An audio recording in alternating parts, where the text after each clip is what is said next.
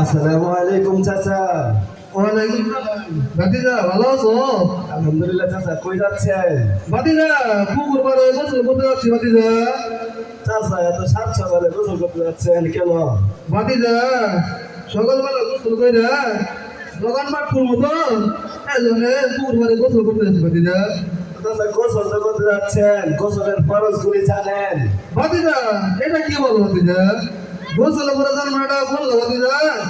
গোসল করে তো জানি ভাতিজা। চাচা কোন দেখি কি কি গোসলের ফরজ? ভাতিজা গোসল করে তিনটি না, হ্যাঁ তিনটি। বয়স তো আমার 80 হয়ে গেছে ভাতিজা।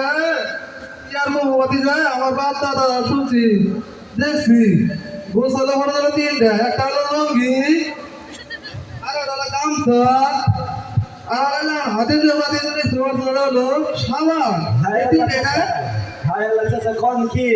কে ভাতিজা ভুল হয়েছে কি? 80 বছর হয়ে গেছে, আমার গোসলের ফরজ জানেন না? ভাতিজারে কি বলেন আপনি? হ্যাঁ চাচা, আমি ঠিকই বলছি। আমার বাপ এড়াই করছে, আমার দাদা এড়াই করছে, আমি তো দেখে দেখে এড়াই করতেছি ভাতিজা। দেখে দেখে অবস্থা আপনার। হ্যাঁ ভাতিজা ভাতিজা তাহলে আসলে কি হবে বলুন তো দেখে। চাচা গোসলের ফরজ তিনটি, ঠিক আছে?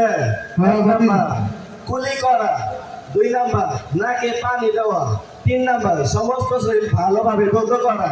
ভাতিজা এগুলো তো আমি জীবনে শুনি নাই ভাতিজা। আমার বয়স 80 বছর হয়ে গেছে গা, আমি 3-4 সালের বাপ।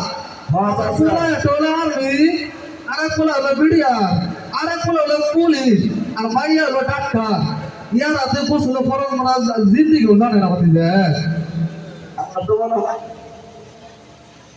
ভাতিজা আমার জন্য দোয়া করবেন বুঝছেন ভাতিজা? হ্যাঁ চাচা, ইনশাল্লাহ। আচ্ছা।